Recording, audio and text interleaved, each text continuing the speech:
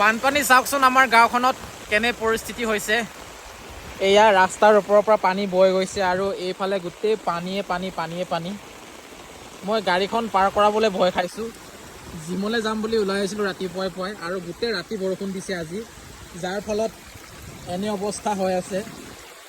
ৰাস্তাটো খহি নগ'লেই হ'ল, মই তাকে চিন্তা কৰি আছোঁ। কাৰণ প্ৰত্যেক বছৰে আমাৰ ৰাস্তাটো খহে এইখিনি ঠাইতে, মানে ৰাস্তাটো চাপৰ হয়।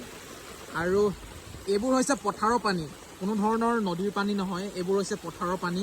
আৰু এইটো হৈছে আমাৰ নলা, এইটো হৈছে কালভাৰ। আৰু নলাটো বহুতেই সৰু হয়, সৰু হোৱাৰ কাৰণে পানীখিনি সেইখিনি লেভেলত পাৰ হৈ যাব নোৱাৰে, যিটো লেভেলত পানীখিনি যাব লাগে, যাৰ কাৰণে পানীখিনি উপচি পৰে আৰু ৰাস্তাটোৰ ওপৰৰ পৰা পানীখিনি বৈ যায়, যাৰ ফলত ৰাস্তাটো প্ৰত্যেক বছৰে ভাঙে। দেখিছেনে আপোনালোকে? এতিয়াও চাগে কিছু সময়ৰ পাছত ৰাস্তাটো ভাঙিবই, যি দেখা পাইছোঁ।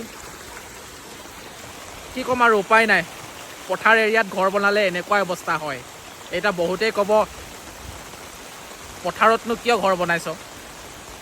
এতিয়া কিনো ক'ম, টাউনততো মাটি নাই, টাউনত মাটি কিনিবলৈ অকাতো নাই। সেইকাৰণে আৰু পথাৰতে আছোঁ, পথাৰতে আৰু কিনো ক'ম আৰু। এদিন ভাল হ'ব নিশ্চয়।